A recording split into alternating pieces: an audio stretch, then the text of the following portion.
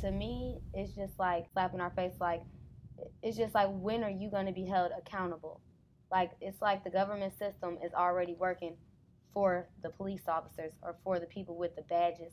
When someone gets gunned down by a police officer, the police officer becomes the victim, and they try to get evidence on the person who is dead. And that's what they bring up. They bring up evidence of things in the past to discredit the person who just got murdered for someone who did it, who's still breathing on the streets.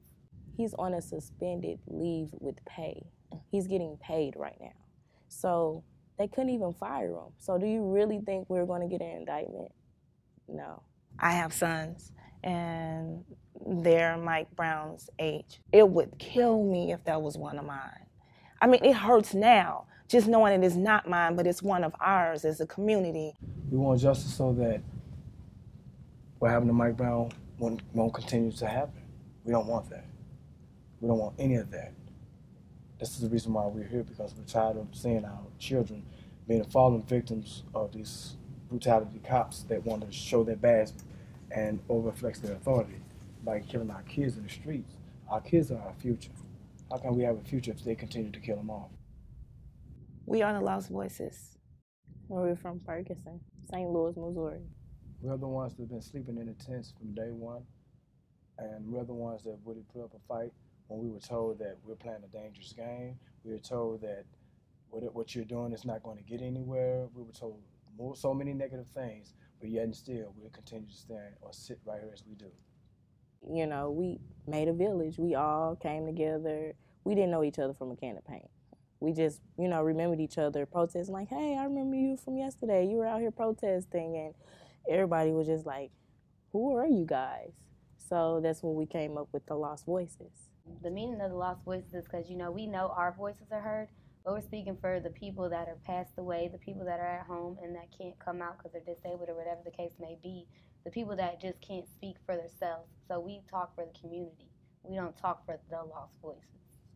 It's so intense and it's so stressful that it's like we're not breathing right now because we're taking this is personal.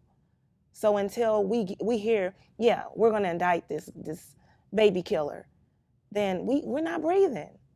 It's that serious. We're trying to get people's emotions together so that they're expecting a not indictment, so that, you know, they're not just going crazy. They have somewhat of a sense of what's going to happen. When all done and said, the Lost Voices will be out there promoting peace, nonviolence, civil disobedience. Can I ask you to speak to the assumption that people wouldn't be safe? Well, I feel like with them bringing the tear gas in the streets, with the children, with the pregnant women, with just the community period, like this is a war zone literally on just a small strip, for them to bring that and militaries and point guns in our faces, like gigantic guns, I felt like I was in a TV show. So I feel like they've been preparing, which I know that they've been preparing to come back. And my whole thing is, we've been peaceful this whole time. So if you're going to come back and bring military armor and guns and can't even bring books to our schools, but you guys can fund all this military things, I just don't understand. What are you guys trying to do? Are you guys going to try to just shoot us this time? So that's a scary feeling, because a lot of people think that it's going to be a martial law, to be honest. Yeah. All we want is justice, some change. That's it. And a new system. Because this system that is now, it was never built for us at all. If it wasn't designed for us, how is it supposed to protect us? What we do next is we get in the streets. We knock on doors. We get petitions signed. We go to Governor Jay Nixon. We go to Bob McCullough. We, like I said, we flood the mail. We have people call. And this doesn't even just have to be St. Louis. People from everywhere can do it.